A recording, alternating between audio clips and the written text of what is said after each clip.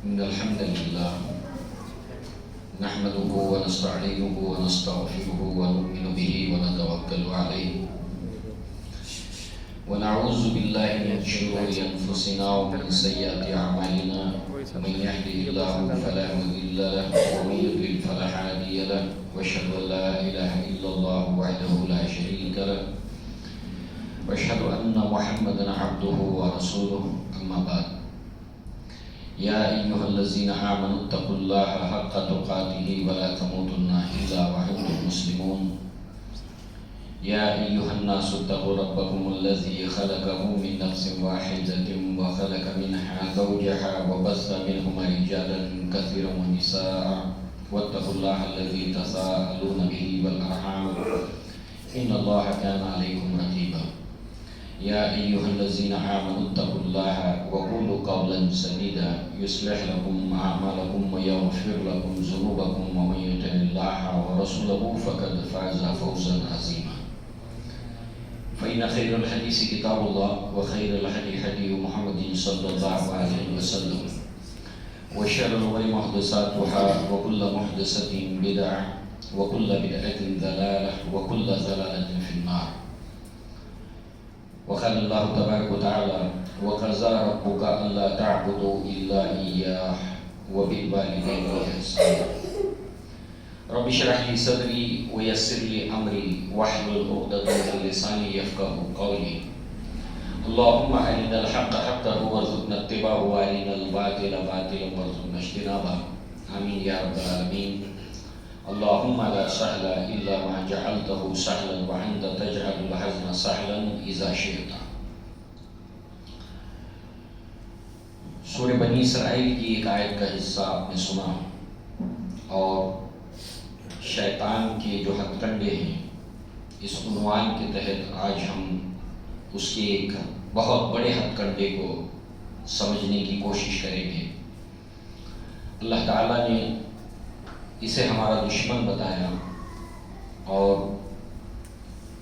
اس دشمن کو اچھی طرح سمجھنا ہمارے لیے بے حد ضروری ہے دنیا اور آخرت کی کامیابی کے لیے. سورہ بنی اسرائیل کی اس آیت کے حصے میں اللہ نے فرمایا کہ اور تمہارا رب یہ فیصلہ کر چکا وَقَضَى رَبُّكَ أَلَّا تَعْبُدُوا إِلَّا إِيَّاهُ کہ عبادت نہ کرو مگر صرف اسی کی.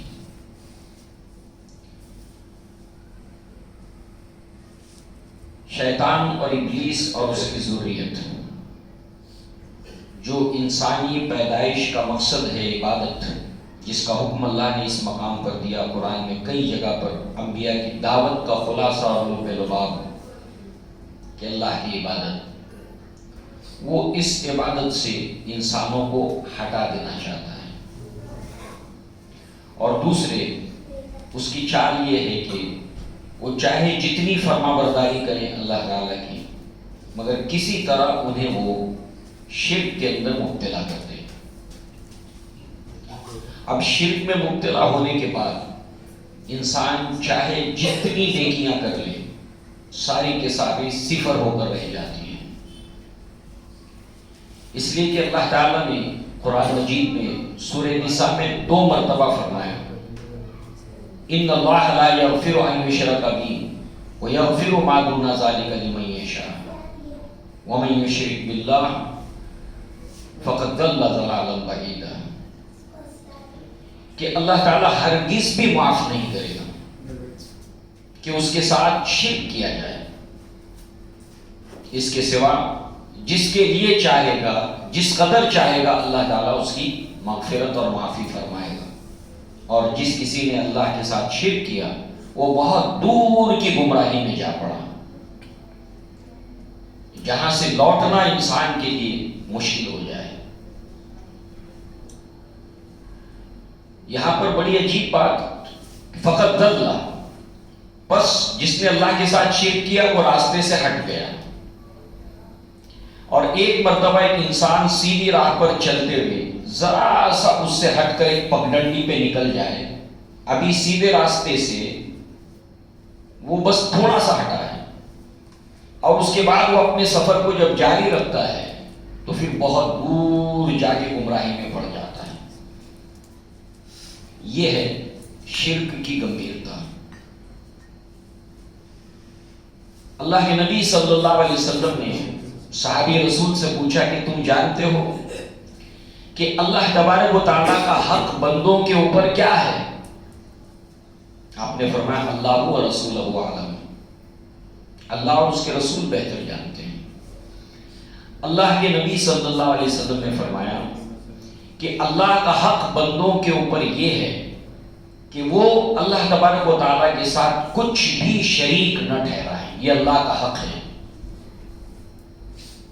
پھر آپ نے پوچھا کیا تم جانتے ہو کہ بندوں کا حق کیا ہے اللہ پر؟ کہا اللہ و رسولہ عالم، اللہ اور اس کے رسول بہتر جانتے ہیں۔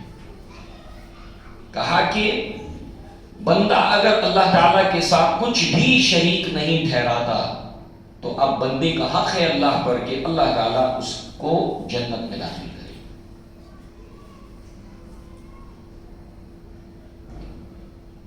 جتنے بھی کبیرہ گناہ ہیں یہ قابل معافی ہیں، صغیرہ کبیرہ گناہ قابل معافی ہیں، گرچہ کہ کبیرہ گناہوں کے لیے توبہ شرط ہے، مگر شرک ایک ایسا گناہ ہے جو ناقابل معافی ہے، اس کی معافی نہیں ہے۔ اور اللہ تعالیٰ نے قرآن مجید کے اندر سورہ یوسف کے اندر فرمایا، جس کی آیات ابھی ہم نے سنی، ابتدائی آیات، یہ آیت نمبر 106 ہے، وَمَا يُؤْمِنُ أَكْثَرُهُمْ بِاللَّهِ إِلَّا وَهُمْ مُشْرِكُونَ، انسانوں کی اکثریت اللہ کو مانتی ہے، اس پر ایمان رکھتی ہے، مگر شرک بھی کرتی ہے۔ تو اس کی گمبھیرتا، اس گناہ کی ہمیں معلوم ہو کہ ہم اپنے آپ کو شرک سے بچائیں، اور اس کے لیے ضروری ہے کہ اس کا علم بھی حاصل کریں۔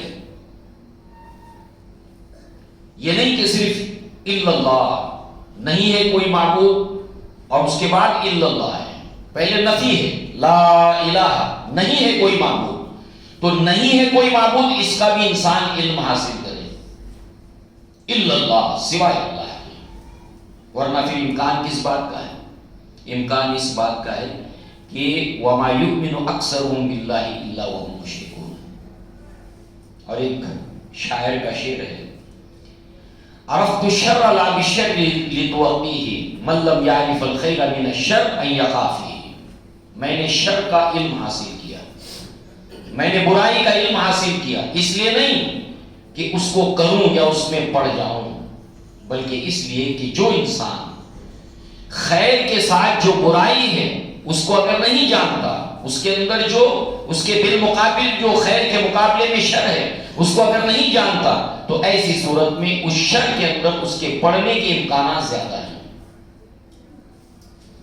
حذیفہ بن یمان رضی اللہ عنہ کہتے ہیں کہ لوگ اللہ کے نبی سے خیر کا سوال کرتے تھے اور میں اللہ کے نبی صلی اللہ علیہ وسلم سے فتنوں کے بارے میں سوال پوچھتا تھا، اس لیے فتنوں کے بارے میں اکثر و بیشتر روایات حذیفہ بن یمان رضی اللہ عنہ سے، اس لیے کہ میں ان فتنوں سے بچ سکوں۔ اور محدثین نے خاص طور سے کتاب قائم کی احادیث کی کتب میں کتاب الفتن، کہ فتنوں کو جانو، سمجھو اس کو، اگر نہیں جانو گے پڑھ جاؤ گے۔ تو اس نسبت سے اس کو جاننا بھی ضروری ہے، اور اس کے ساتھ ساتھ اس شرک کے اندر جو اپنا جال پھینکتا ہے، جو گڑھا کھودتا ہے شیطان، اس کو بھی جاننا ضروری ہے۔ آیت ہم نے پڑھی کہ تمہارا رب یہ فیصلہ کر چکا کہ عبادت نہ کرو مگر صرف اس کی، صرف اللہ کی عبادت۔ اب یہ عبادت سب سے پہلے تو کیا ہے، اس کی اگر ایک تعریف اگر ہم سمجھیں، جس کو علامہ ابن قیم رحمہ اللہ نے بیان کیا، العبادت اسم جامع، عبادت ایک بہت جامع لفظ ہے، لِكُلِّ مَا يُحِبُّهُ وَمَا يَرْضَاهُ، ہر وہ چیز جس کو اللہ تعالیٰ پسند کرتا ہے اور جس سے اللہ راضی ہوتا ہے۔ اور العبادت اسم جامع، عبادت بہت ہی جامع لفظ ہے، بہت گہرائی اس عبادت کے اندر ہے۔ العبادت اسم جامع ایک بہت ہی جامع لفظ ہے، اور اس عبادت کے اندر جو دو چیزیں داخل ہیں اس کو بیان کرتے ہیں کہ غایت الحب ما غایت الذل والخضوع، انتہا درجے کی محبت اللہ تعالی سے اور انتہا درجے کی تواضع اور خاکساری، نیاز مندی صرف اللہ تعالیٰ کے لیے۔ اب دیکھیے، انسان محبت اللہ کے علاوہ کئی چیزوں سے کرتا ہے، اللہ نے اس کا ذکر قرآن میں کیا اور اللہ نے منع نہیں کیا ہے۔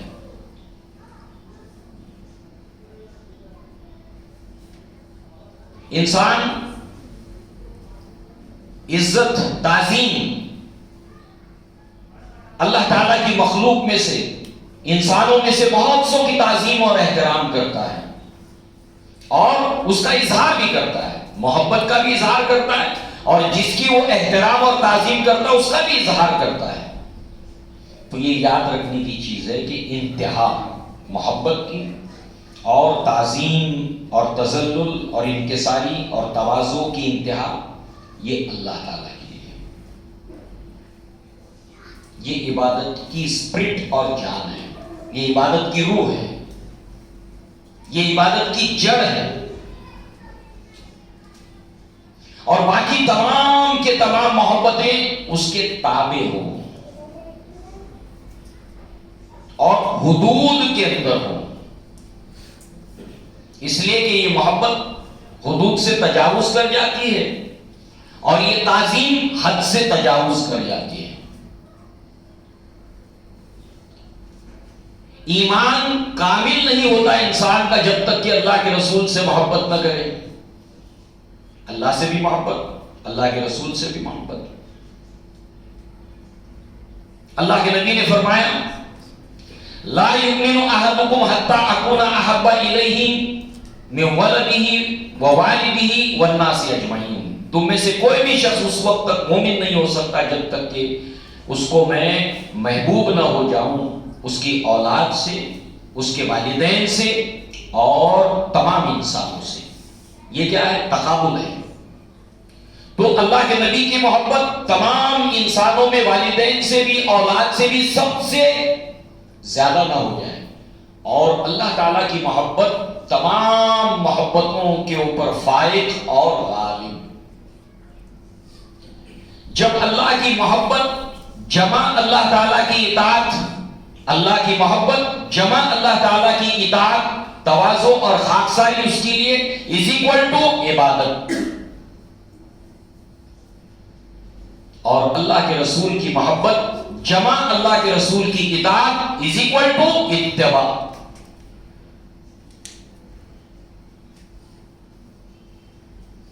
اور باقی تمام محبتیں اس کے نیچے، ہمیں معلوم ہو جائے انتہا یعنی ٹاپ پر محبت، اس کی ایک ترتیب ہمارے سامنے ہو اور اس ترتیب کو بگاڑ دیتا ہے۔ محبت جمع اطاعت اللہ کی، محبت اللہ کی اطاعت برابر عبادت، یہاں پر وہ ترتیب کو بگاڑ دیتا ہے اور اس کے لیے بڑی محنت کرتا ہے اور بہت زمانے سے محنت کر رہا ہے۔ اس کا تاریخی طور پر پس منظر بھی ہم دیکھیں گے کب سے کر رہا ہے یہ چیز۔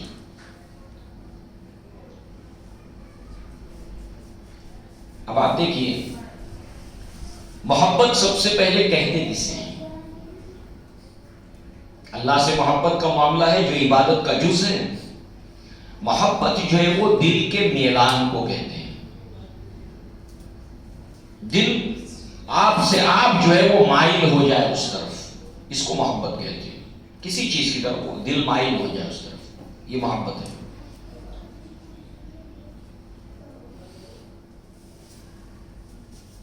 اب اللہ کے نبی صلی اللہ علیہ وسلم سے صحابہ کرام اس قدر محبت کرتے تھے، اس قدر محبت کرتے تھے، اور جہاں محبت ہے، جس سے انسان محبت کرتا ہے اس کی تعظیم بھی کرتا ہے، اس کی بات بھی مانتا ہے۔ تو اس محبت کے جذبے سے سرشار ہو کر نبی کے مقام اور مرتبے کو جانتے ہوئے صحابہ کرام نے اللہ کے نبی صلی اللہ علیہ وسلم سے اجازت مانگی کہ یہ قیصر اور کسریٰ ان کو لوگ سجدہ کرتے ہیں، تو آپ ہم کو اجازت دیں کہ ہم آپ کو سجدہ کریں۔ اب یہ کیا ہے؟ تعظیم، احترام، محبت، اس میں اجازت مانگی۔ یہ سجدہ عبادت کا نہیں تھا، تعظیم اور احترام کا سجدہ تھا، جس کو آج مسلمانوں کی بڑی تعداد کرتی ہے، کہتی ہے عبادت کا سجدہ تھوڑی ہے، تو تعظیم کا سجدہ ہے۔ تو نبی سے اجازت مانگی، اللہ کے نبی نے فرمایا کہ نو، میری شریعت کے اندر سوائے اللہ کے کسی کے لیے سجدہ نہیں ہے۔ اگر یہ جائز ہوتا تو میں عورتوں سے کہتا کہ وہ اپنے شوہر کو سجدہ کریں، مگر میری شریعت میں سجدہ جائز نہیں ہے، حرام ہے، تعظیمی سجدہ بھی نہیں۔ اب سوال یہ ہے، آپ لوگوں میں سے کتنے لوگ یہ جانتے ہیں کہ مسلمان اللہ کو ماننے کے ساتھ ساتھ غیر اللہ کو تعظیمی سجدہ کرتا ہے؟ ذرا ہاتھ اونچا کریں۔ جب نبی صلی اللہ علیہ وسلم نے منع کیا تعظیم سجدے کو اپنے لیے، تو آپ سے بڑھ کر کون ہے؟ مگر آپ دیکھیں اس کے ساتھ ساتھ اس کی دلیل بھی ان کو سمجھا دی۔ فرشتوں نے آدم علیہ السلام کو سجدہ نہیں کیا تھا، یہ سجدہ عبادت کا تھا کیا؟ تعظیم کا سجدہ تھا۔ یوسف علیہ السلام کے بھائیوں نے یوسف علیہ السلام کو سجدہ نہیں کیا تھا کیا؟ قرآن میں دلیل ہے اس کی، دونوں دلیل ہے۔ تو وہ عبادت کا سجدہ تھا، تعظیمی سجدہ تھا۔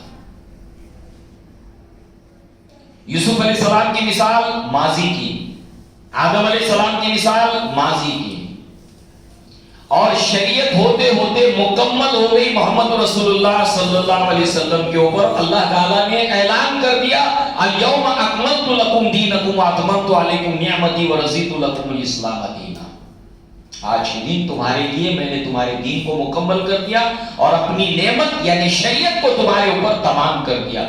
تمام کو ڈیفائن کیا ہے علماء لغت نے کہ تمام کا مطلب یہ ہے کہ جیسے کوئی پانی کا پیالہ لبالب بھرا ہوا ہو، اس کے اندر اب ایک پانی کے قطرے کی بھی گنجائش نہیں ہے، یہ تمام ہے۔ اگر ایک پانی کا قطرہ سمونے کی گنجائش ہے تو یہ تمام نہیں ہے، اس میں نقص ہے، کمی ہے اس میں۔ شریعت تمام ہو گئی۔ اور عمر ابن الخطاب ایک مرتبہ تورات پڑھ رہے تھے، اللہ کے نبی صلی اللہ علیہ وسلم نے دیکھا اور اللہ کے نبی صلی اللہ علیہ وسلم کا چہرہ ناراضگی کا اظہار اور غصے کا اظہار آپ کے چہرے پر آیا ہونے لگا۔ لوگوں نے عمر ابن الخطاب کو اشارہ کیا کہ اللہ کے نبی ناراض ہو رہے ہیں۔ کہا ہے تو یہ تورات ہے، بدل گئی، سب کچھ ہو گیا اپنی جگہ ہے۔ اللہ کے نبی صلی اللہ علیہ وسلم نے فرمایا کہ اگر آج موسیٰ زندہ ہوتے تو ان پر لازم تھا کہ وہ میری اطاعت کریں۔ موسیٰ علیہ السلام کی شریعت کا بہت سا حصہ اللہ تبارک و تعالیٰ نے ختم کر دیا۔ یہ ہے مکمل قیامت تک کی شریعت، پچھلی شریعتوں کی دلیل نہیں دی جا سکتی۔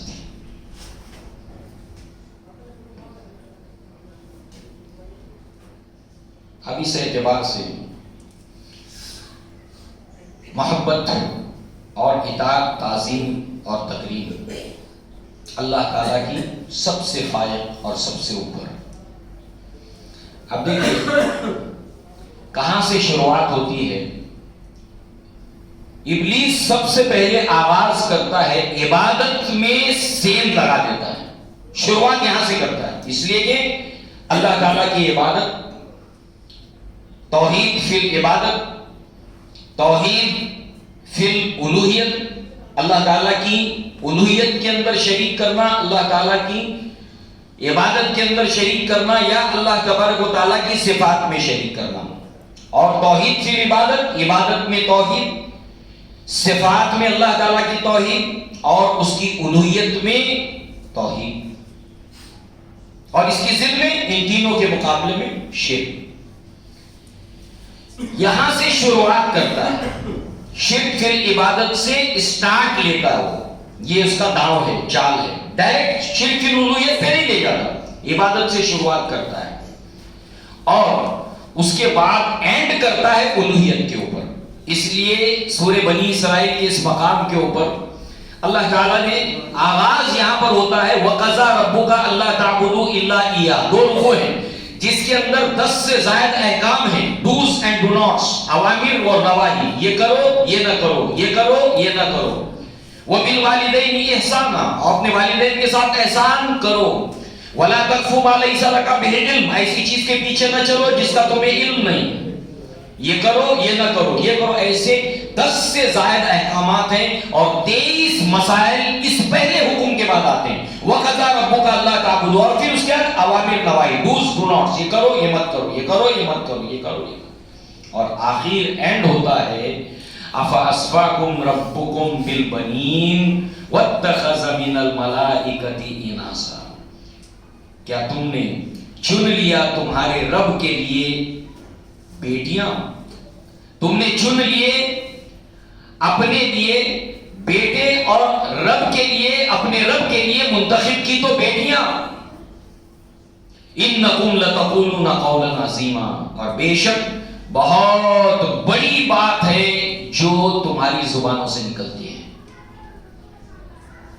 شرک فی الوہیت کا ذکر آخر میں کہ اللہ تبارک و تعالیٰ کے معبود ہونے کے اندر اس کی اولاد، اس کا جز، اس کا حصہ قرار دے دینا۔ اسٹارٹ عبادت سے، اس کو پتا ہے انسان کے دل میں محبت کا جذبہ ہے، انسان کے دل کے اندر تعظیم اور تکریم کا جذبہ ہے، محبت کرے گا، احترام کرے گا، اسی کے اندر اس کو اتنا آگے بڑھایا جائے کہ اللہ تعالیٰ کے لیے جو ہے وہ غایت ہو محبت کی اور اطاعت کی، وہاں پر مخلوق کو لے جایا جائے۔ اب یہاں پر آپ دیکھیں اس کی ایک دلیل بخاری کے اندر کتاب التفسیر کے اندر سورہ نوح کے اندر اس کا ذکر ہے، ان 5 باطل معبودوں کا ذکر ہے، باطل معبود بن گئے تھے یہ کون کون سے؟ سوا، یغوث، یعوق، نصر اور ود، یہ 5 معبود تھے نوح علیہ السلام کی قوم کے، اس کی وہ لوگ عبادت کرتے تھے۔ اللہ نے کیا فرمایا وَقَضَىٰ رَبُّكَ أَلَّا تَعْبُدُوا إِلَّا إِيَّاهُ، اور سب سے پہلے شرک آدم علیہ السلام کے بعد جس قوم میں آیا وہ نوح علیہ السلام کی قوم ہے۔ یہ دور شرک سے خالی ہے، آدم علیہ السلام سے لے کر نوح علیہ السلام کا دور شرک سے خالی، سب ایک راستے پر تھے۔ ہوتے ہوتے ہوتے ہوتے اس نے اس جہاں پر صدیاں گزر جانے کے بعد اس قوم کے اندر وہ شرک پیدا کیا، اور یہ ایک دن میں نہیں کیا، اس کے لیے اس نے محنت کی اور اس جگہ پہ آ کر اس کو کامیابی ملی۔ درجہ پر درجہ کرتا ہے، تدریجاً کام کرتا ہے۔ اب یہاں پر سب سے پہلے شرک آیا ہے 5 معبود۔ اب ان کی اتہاس کیا ہے؟ اللہ کے نبی صلی اللہ علیہ وسلم نے فرمایا، ابن عباس رضی اللہ عنہما اس کے راوی ہیں کہ یہ نوح علیہ السلام کی قوم کے بت تھے۔ یہ دراصل جو ہے وہ اسماء رجال صالحین من قوم نوح، یہ دراصل نوح علیہ السلام کی قوم کے نیک اور صالح لوگ تھے۔ جب آدمی نیک اور صالح ہوتا ہے تو دل کا میلان اس کی طرف ہو جانے لگتا ہے۔ نیک آدمی وہ اگر کچھ کہہ دے ذرا پانی پلا دو، نہیں پلانے سے پہلے بڑھ بڑھ کے پلاتا ہے انسان، کیوں؟ دل کا میلان۔ تو یہ قوم کے نیک لوگ تھے، دیکھیے کیسے وہ جو ہے وہ سین لگاتا ہے۔ لہذا اب یہ جو نیک لوگ تھے نوح علیہ السلام کی قوم کے، اسماء رجال صالحین من قوم نوح، یہ نوح علیہ السلام کی قوم کے نیک لوگوں کے نام ہیں، یغوث، سوا، نصر، یعوق، ود، یہ سب نیک لوگوں کے نام تھے۔ اب ہوا کیا؟ فلما ہلکوا، جب یہ نیک لوگ مر گئے، جب یہ ہلاک ہو گئے، جب یہ ان کا انتقال ہو گیا، اوحى الشیطان الی قومہم، شیطان نے ان کے دل میں ایک بات ڈالی. چپکے سے دل میں بات ڈالنے کو وحی کہتے ہیں. وحی کا لغوی معنی ہے آہستگی کے ساتھ دل میں بات ڈالنے. تو شیطان نے ان کی قوم کے دلوں میں آہستگی کے ساتھ میں یہ بات ڈالی. اوحا الشیطان الی قومہم ان انصبوا الی مجالسہم التی کانوا یجلسون انصابا، کہ تم لوگ اپنی مجلسوں کے اندر جہاں تم عبادت کرتے ہو، ذکر و اذکار کرتے ہو اللہ تعالیٰ کی، وہاں پر ان کے مجسمے اور ان کی تصویریں نصب کرو اپنی مجلسوں میں.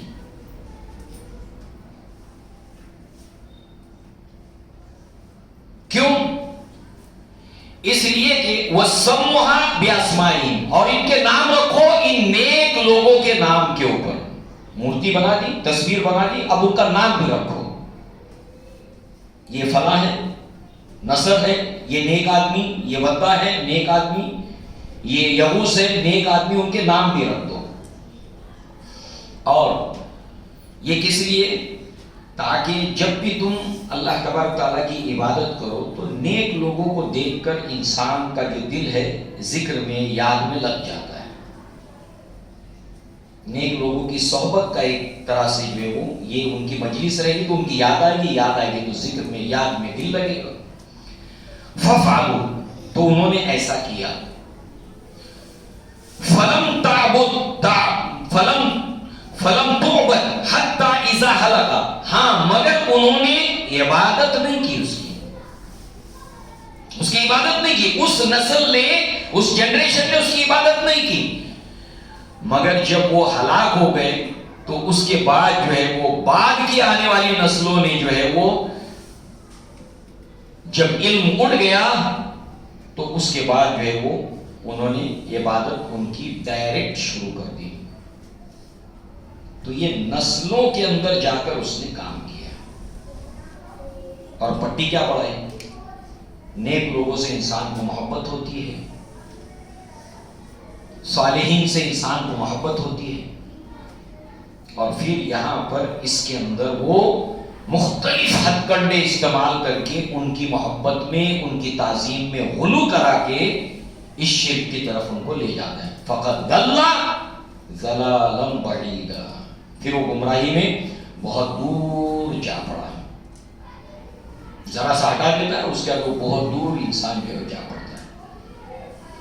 اب آپ دیکھیں قرآن مجید میں کتنے مقامات ہیں جس کے اندر اللہ تبارک و تعالیٰ نے احترام اور تعظیم کا یہ پہلو غلو کی حد تک نہ نکل جائے، اللہ تبارک و تعالیٰ نے اس سے اہل ایمان کو چوکنا کیا.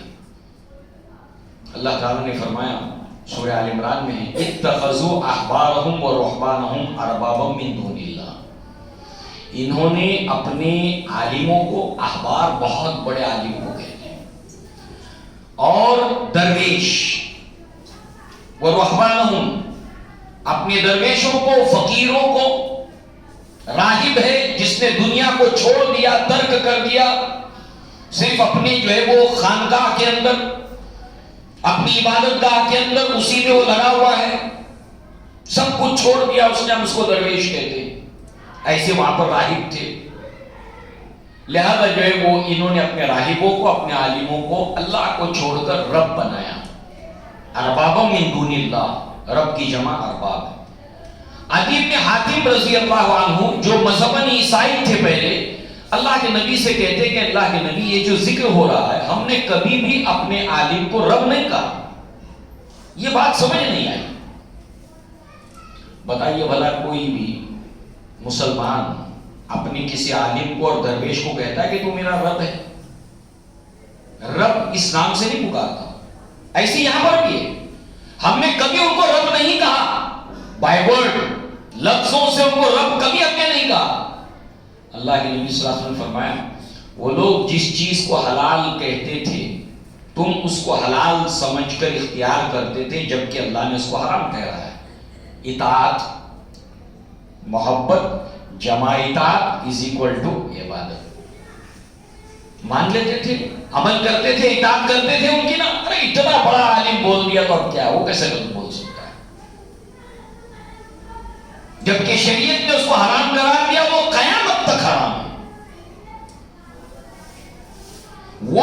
چیز کو حرام کہتا تھا تم اس کو حرام سمجھ کر اسے اجتناب نہیں کرتے تھے؟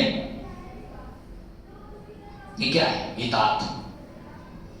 جبکہ اللہ تعالیٰ نے اس کو حلال قرار دیا. اللہ نے اپنے نبی سے کہا یا ایھا النبی، یا ایھا النبی، اے نبی صلی اللہ علیہ وسلم. سورہ تحریم کے اندر آپ اپنے اوپر وہ چیز کیوں حرام ٹھہراتے ہیں جس کو اللہ تعالیٰ نے آپ کے لیے حلال کیا ہے؟ تو ظاہر سی بات ہے یہاں پر کیا بات تھی؟ اللہ کے نبی صلی اللہ علیہ وسلم نے کہا تھا کہ آج کے بعد میں شہد اپنے لیے استعمال نہیں کروں گا. جیسے یعقوب علیہ السلام نے اپنے لیے کہا تھا کہ اونٹ کا گوشت میں نہیں کھاؤں گا، مگر ان پوری کے پوری قوم نے اپنے اوپر گوشت حرام کر دیا کیونکہ انہوں نے جو نہیں کھایا. یعقوب علیہ السلام نے نہیں کھایا. اللہ تعالیٰ نے شریعت میں اس کو نہیں حرام کیا تھا، انہوں نے کہا تھا کہ میں نہیں کھاؤں گا. آج بہت سے عیسائی شادی نہیں کرتے ہیں. جو لوگ راہب بن جاتے ہیں، جو راہبہ بن جاتی ہیں، وہ شادی نہیں کرتے ہیں. کیوں؟ ان کے پاس عیسیٰ علیہ السلام کو دلیل بنا دے کہ انہوں نے شادی نہیں کی، نکاح نہیں کیا. تو ظاہر سی بات ہے کہ یہاں پر اللہ تبارک و تعالیٰ نے جس چیز کو حلال کیا وہ قیامت تک حلال، جس کو اللہ نے حرام کیا وہ قیامت تک حرام. کسی کو اجازت نہیں ہے، کسی کو نہیں ہے کہ وہ اللہ کی حلال کردہ چیز کو حرام کراتے تھے. یا ایھا النبی لما تحرم ما احل اللہ لک تبتغی مرضات ازواجک. کہ نبی آپ اپنے اوپر وہ چیز کیوں حرام ٹھہراتے جو اللہ نے آپ کے لیے حلال کیا؟ آپ نے امت کے اوپر نہیں حرام ٹھہرائی تھی، مگر احتیاط یہ ہے کہ جو حلال ہے اس کو آپ اختیار کریں. کہیں امت اس کو نبی نے نہیں استعمال کیا تو خود بھی نہ چھوڑ دے اس کو، جس میں اللہ نے شفا بھی رکھی ہے. تو یہ اللہ کے نبی نے فرمایا یہی تو ان کو اللہ کو چھوڑ کر رب بنا لینا ہے، ارباب من دون اللہ.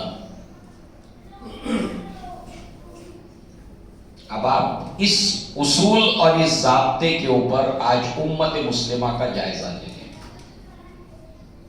ہندوستان کے اندر بہت سے لوگوں نے سود کو جائز قرار دیا. سود کو جائز قرار دیا. کیوں؟ فتویٰ یہ دیا کہ دارالحرب ہے. دار کہتے ہیں گھر کو، حرب کہتے ہیں جنگ کو. جنگ ہے نہیں،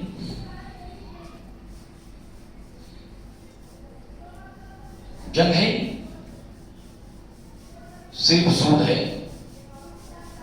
حلال قرار دیا. اللہ اور اس کے رسول کے خلاف اعلان جنگ ہے اور کبیرہ گناہوں میں سے. جنگی صورتحال کے اندر کئی چیزیں حلال اور جائز ہو جاتی ہیں. ہم جنگیں کر رہے ہیں، دارالحرب ہے، ڈکلیئر تو کر دیا دارالحرب، کدھر جنگ ہے؟ کھا رہے ہیں، پی رہے ہیں، کاروبار کر رہے ہیں، تجارت کر رہے ہیں، سب کچھ ہو رہا ہے، نوکریاں کر رہے ہیں.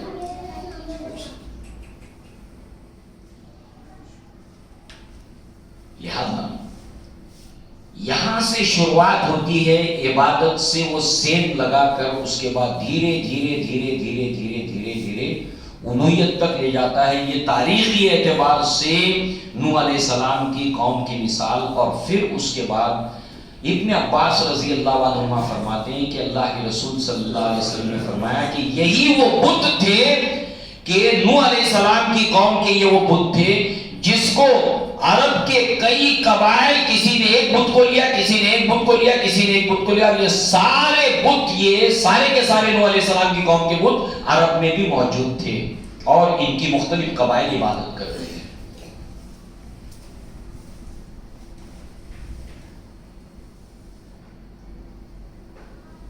اسماعیل علیہ السلام کی تصویریں، ابراہیم علیہ السلام کی تصویریں انہوں نے بنا رکھی تھی. لات، عزا، منات، ہبل، اس کے علاوہ اسماعیل علیہ السلام، ابراہیم علیہ السلام، اس کے علاوہ یہ تمام 5 بت اور جانے کتنے بت تھے جن کو 300 سے زائد بت جن کی وہ عبادت اور پرستش کرتے تھے، اللہ کو بھی مانتے تھے۔ قرآن نے کہا کہ پوچھو ان سے من خلق السماوات والارض، کس نے آسمان اور زمین کو تخلیق کیا ہے؟ یہ کہیں گے لیقولون اللہ، کہیں گے اللہ تعالیٰ نے۔ پھر کہاں سے پھرے جاتے ہو؟ اللہ تعالیٰ کو وہ اللہ کہہ کر ہی پکارتے تھے۔ کتنے ایسے لوگ تھے کہ ان کا نام عبداللہ تھا۔ لہذا یہ جو محبت ہے اور اطاعت ہے انتہا درجے کی اللہ تبارک و تعالیٰ سے، اور اسی کے اندر وہ غیر اللہ کی محبت جب دیکھتا ہے، یعنی اس اعتبار سے کہ اس کی محبت کی وجہ ہوتی ہے اور اللہ تعالیٰ نے اس سے منع نہیں کیا ہے۔ اللہ تعالیٰ نے خود سورہ مریم کے اندر فرمایا کہ جو ایمان لائیں گے، عمل صالح کریں گے، ہم لوگوں کے دلوں میں اس کے لیے محبت پیدا کر دیں گے، اور وہ یہ جانتا ہے کہ فلاں کے دل میں اس کے لیے محبت، اب اس میں غلو کرا دو۔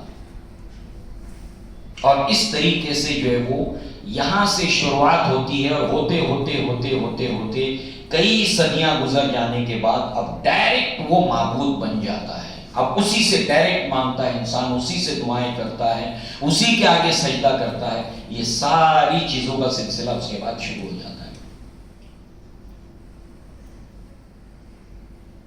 اس اعتبار سے انسان کے لیے اس کو بہت اچھی طرح سمجھنا ضروری ہے، اور اللہ تبارک و تعالیٰ نے جن جن چیزوں کا ہمیں حکم دیا ہے اس کے اندر والدین بھی ہیں، ماں باپ بھی ہیں۔ والدین سے محبت ہوگی، مگر آپ دیکھیں والدین کی محبت ہے، اس کی اطاعت بھی ہوگی، فرما برداری بھی ان کی ہوگی، مگر ایک دائرے کے اندر۔ مگر جب وہ دائرے سے تجاوز کر جائیں تو ایسی صورت کے اندر پھر ان کی اطاعت نہیں ہوگی۔ محبت تو باقی رہے گی، اطاعت نہیں ہوگی۔ یہی معاملہ تھا۔ اللہ تعالیٰ نے قرآن مجید کے اندر سورہ عنکبوت کے اندر سورہ لقمان کے اندر آیت نازل کی جس سے کئی صحابہ جھوج رہے تھے۔ ان کے ماں باپ انہیں شرک کرنے پر مجبور کر رہے تھے۔ اب ایک طرف ماں ہے، ماں کی محبت ہے، اور دوسری طرف اللہ ہے، اس کی محبت ہے۔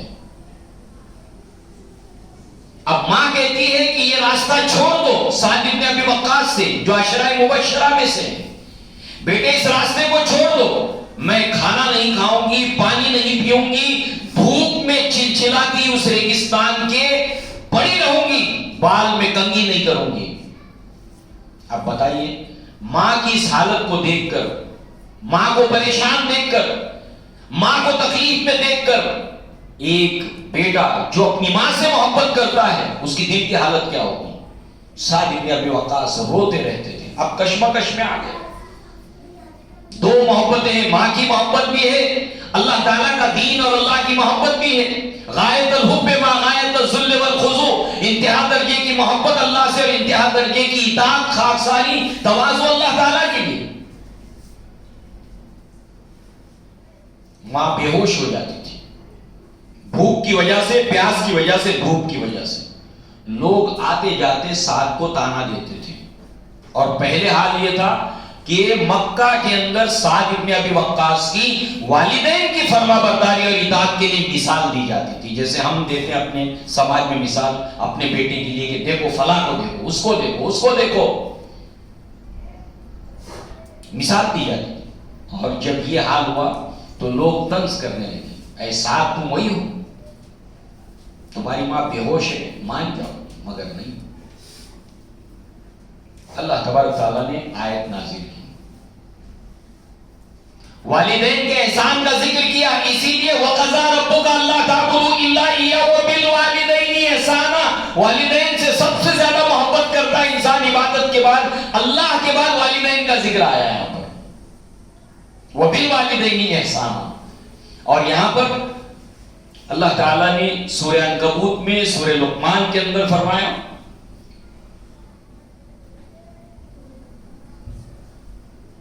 وَلَقَدْ آتَيْنَا لُقْمَانَ الْحِكْمَةَ أَنِ اشْكُرْ لِلَّهِ وَمَنْ يَشْكُرْ فَإِنَّمَا يَشْكُرُ لِنَفْسِهِ وَمَنْ كَفَرَ فَإِنَّ اللَّهَ غَنِيٌّ حَمِيدٌ وَإِذْ قَالَ لُقْمَانُ لِابْنِهِ وَهُوَ يَعِظُهُ يَا بُنَيَّ لَا تُشْرِكْ بِاللَّهِ إِنَّ الشِّرْكَ لَظُلْمٌ عَظِيمٌ.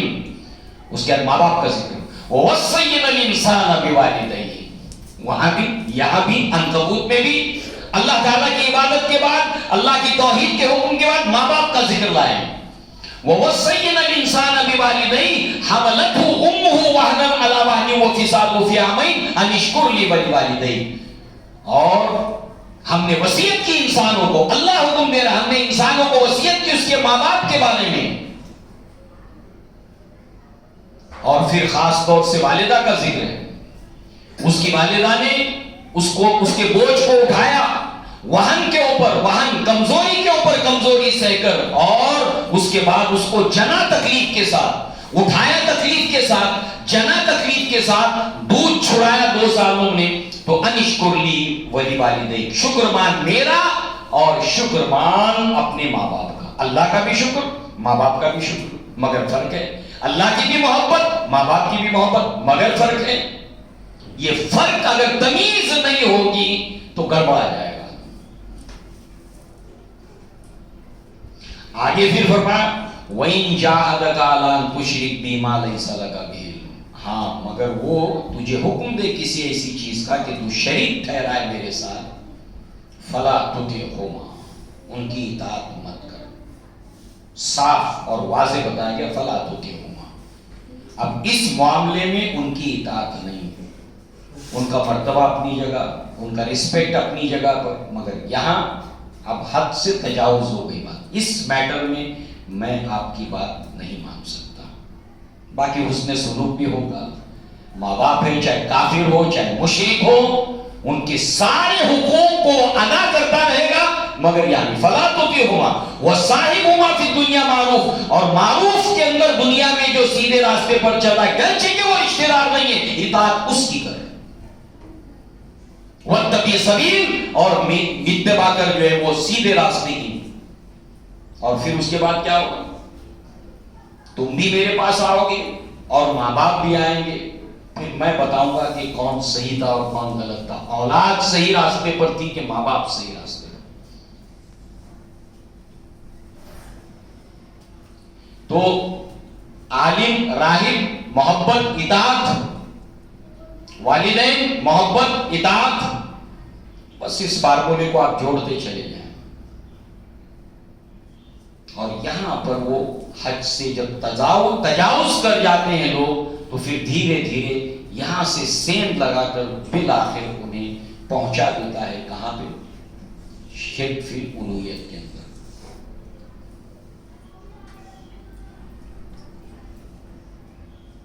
یہ اس کا ایک خطرناک ہتھ کنڈا ہے جس کو سمجھنا ایک مسلمان اور ایک مومن کے لیے لازم اور ضروری ہے.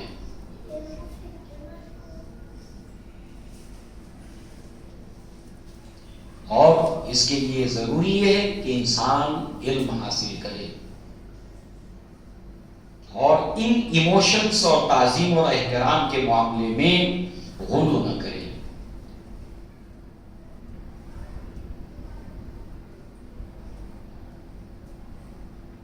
اور یہیں سے پھر جب انسان کسی کی اطاعت اور فرما برداری کرتا ہے اور اس میں غلو کرتا ہے, غایت الحب ما غایت الذل میں سیند لگ جاتی ہے, تو اس کے بعد ایک نئی شریعت وجود میں آتی ہے.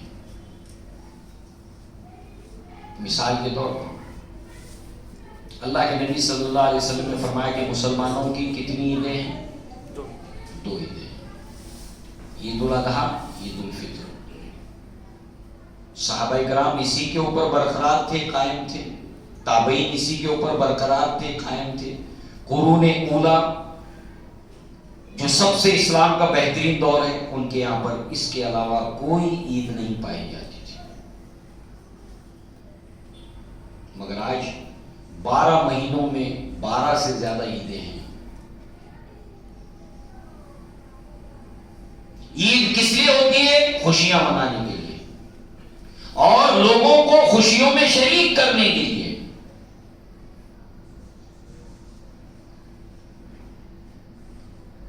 اللہ کے نبی صلی اللہ علیہ وسلم کے اوپر جب یہ آیت نازل ہوئی الیوم اکملت لکم دینکم واتممت علیکم نعمتی ورضیت لکم الاسلام دینا، جب یہ آیت اللہ کے نبی کے اوپر نازل ہوئی تو یہود کہنے لگے اگر ہمارے نبی پر یہ آیت نازل ہوتی تو ہم اس کو عید کا دن مناتے۔ اللہ کے نبی کو خبر کیا گیا کہ یہ لوگ ایسا کہہ رہے ہیں، شریعت مکمل ہو گئی، دین مکمل ہو گیا، عید کا دن مناتے، آج مکمل ہو گیا یہ چیز۔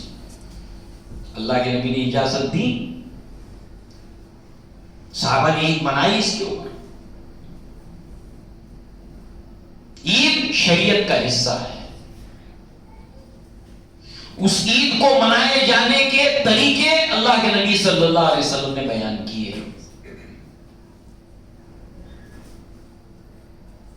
اللہ کے نبی صلی اللہ علیہ وسلم کی ولادت کے اوپر یہ سفر ہے، رجب کا مہینہ آئے گا، اس کے اندر بھی ایک عید ہے، ربیع الاول میں عید ہے، نیا کپڑا لباس، اور اب نماز بھی اس کا بھی آغاز ہو گیا، شکرانہ کی نماز کے نبی کو بھیجا، اس لیے 2 رکعت جیسے عید کی نماز ہے ایسے عید کی نماز جماعت کے ساتھ پڑھی جاتی۔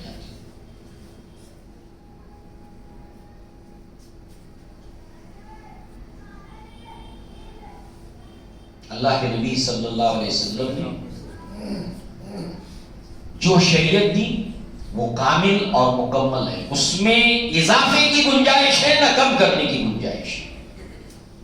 تو یہاں پر جب اللہ تبارک و تعالیٰ کی محبت اور اطاعت کے اندر حدود سے تجاوز کرنے کے بعد ایک نئی شریعت وجود میں آتی ہے، عدی بن حاتم کا وہ مثال سامنے رکھیے کہ وہ جس چیز کو حلال کہتے تھے اور حرام کہتے تھے تم اس کو مان کر اس کے اوپر اطاعت کر لیتے تھے، اور آج شریعت کے علاوہ جتنی شریعت کا حصہ بنا کر آج مسلمان عمل کرتا ہے جس سے شریعت اسلامی کا کوئی تعلق نہیں ہے، ایک مکمل شریعت وجود میں آ گئی۔ اور ماضی میں قومیں اسی طریقے سے جو ہے وہ انبیاء کی دی ہوئی شریعتوں کے اندر حذف و اضافہ اس کے ذریعے سے گمراہ ہو گئے۔ شریعت کیا ہے؟ اوامر جمع نواہی از اکول ٹو شریعت، اور اوامر اور نواہی کا اختیار صرف اور صرف اللہ وحدہ لا شریک کے لیے ہے، اس کے علاوہ کسی کے لیے نہیں ہے، اور یہ اختیار کسی اور کو دے دینا یہ اس کے ساتھ اس کی عبادت کے اندر، کیونکہ عبادت کی اب دوسری ڈیفینیشن کو ہم سامنے رکھیں جس کو علامہ ابن تیمیہ نے بیان کیا، العبادت اسم جامع لکل ما یحبہ وما یرضاہ، یہاں بھی محبت آ گئی، یہاں بھی رضا آ گئی، من الاعمال عمل کے اندر، والاقوال اور قول کے اندر، الظاہر ہوں والباطن ہوں، ظاہری طور پر بھی اور باطنی طور پر بھی اللہ تبارک و تعالیٰ کے لیے ہر وہ کام کرنا جو اللہ تبارک و تعالیٰ کو محبوب ہے، اللہ جس سے راضی ہوتا ہے۔ اب اللہ کس کو محبوب رکھتا ہے، کس کام کو، اور کون سے بات سے راضی ہوتا ہے، کون سے قول سے راضی ہوتا ہے، وہ اللہ نے بتا دیا، کچھ چھپایا نہیں، نہ نبی نے چھپایا، ہر چیز کو کھول کر واضح کر کر بتایا کہ یہ اللہ کو محبوب ہے، یہ اللہ کو ناپسند ہے، یہ اللہ کی پسند ہے، یہ ناپسند ہے، ایک ایک باریک سے باریک چیز ہے۔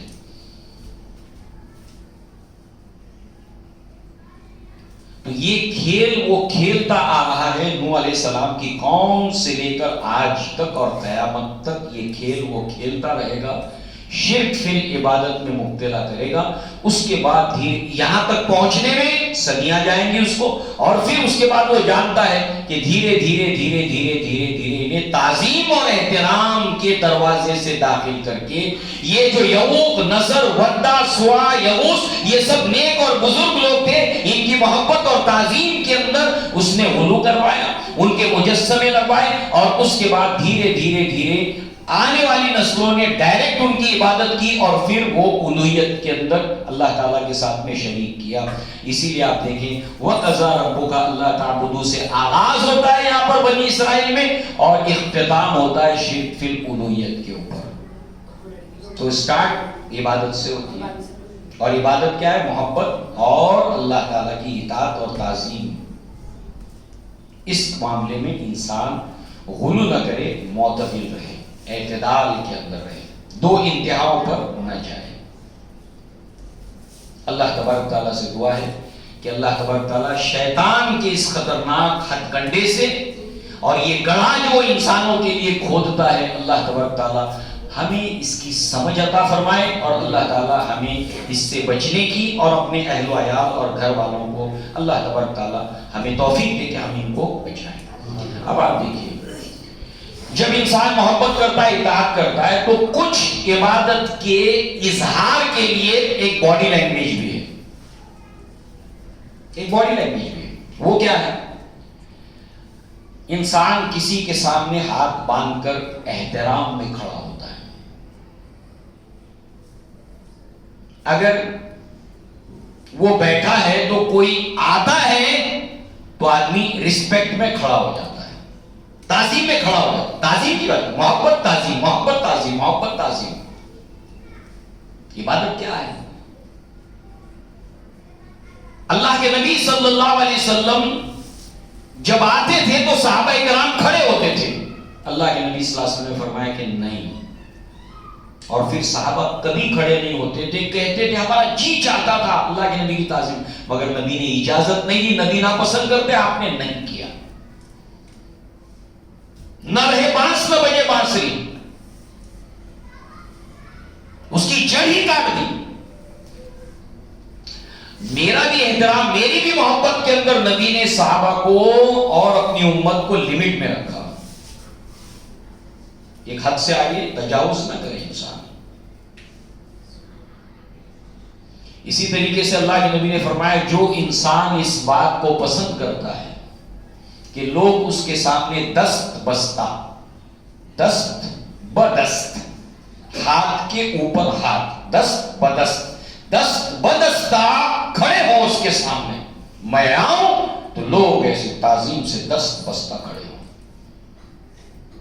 اس لیے بہت سے نیک اور صالح علماء کو بھی آپ نے دیکھا ہوگا، پڑھا ہوگا، سنا ہوگا، کوئی اگر ان کے سامنے ایسا کھڑا ہوتا تو اس کے ہاتھ کو کھول دیتے، نو،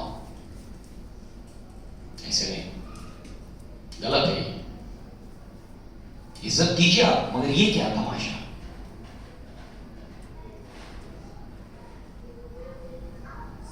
اس شخص نے اپنا ٹھکانہ جہنم میں بنا لیا جو یہ پسند کرتا ہے اس کے سامنے لوگ، آپ دیکھیے عزت مل رہی ہے، کیا بات ہے، سب ایسے کھڑے دست بستہ، اور وہ پسند بھی کر رہا ہے، لائک بھی کر رہا ہے، مزہ آ رہا ہے اس کو، انجوائے کر رہا ہے اس سے۔ آپ نے دیکھا ہے لوگ ایسی تعظیم کرتے ہیں کہ لوگ ہاتھ باندھ کے، دیکھا آپ نے، کس نے دیکھا ہے؟